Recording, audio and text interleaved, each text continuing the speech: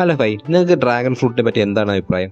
നിങ്ങൾ കടയിൽ നിന്ന് വാങ്ങി കഴിച്ചവരാണെങ്കിൽ തീർച്ചയായിട്ടും നിങ്ങൾക്ക് നല്ല അഭിപ്രായമായിരിക്കില്ല അല്ലേ? അതിന് പ്രധാന കാരണം എന്ന് പറഞ്ഞാൽ അവർ കച്ചവടക്കാർ ഇത് പഴുക്കുന്നതിന് മുമ്പാണ് കച്ചവടത്തിന് എത്തിക്കുന്നത്.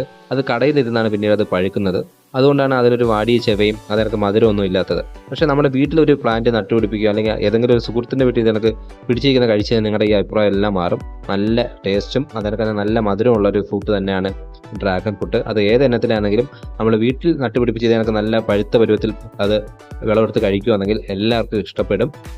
അതിനൊക്കെ ഇതിൻ്റെ തൈകൾ നട്ട് കഴിഞ്ഞാൽ ഏകദേശം 1 അല്ലെങ്കിൽ 2 കൊല്ലം കൊണ്ട് തന്നെ നമുക്ക് ഇതിനൊക്കെയുള്ള ഫ്രൂട്ട് അതിൽ നിന്ന് പറിച്ചെടുക്കാൻ പറ്റും.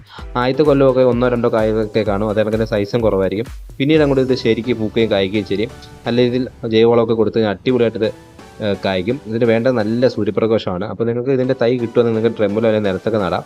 എന്നിട്ട് നല്ല സൂര്യപ്രകാശം കിട്ടുന്ന സ്ഥലത്ത് വേണം ഇത് നടാൻ. അപ്പോൾ ഇത് നല്ല ഭംഗിയാണ്. ഇത് പല ഇനങ്ങളുണ്ട്. അകത്ത് വൈറ്റ് വരുന്നതുണ്ട്, ഇതിനൊക്കെ പിങ്ക് വരുന്നതുണ്ട്, പിന്നീട് പുറം യെല്ലോ വരുന്നതുണ്ട്.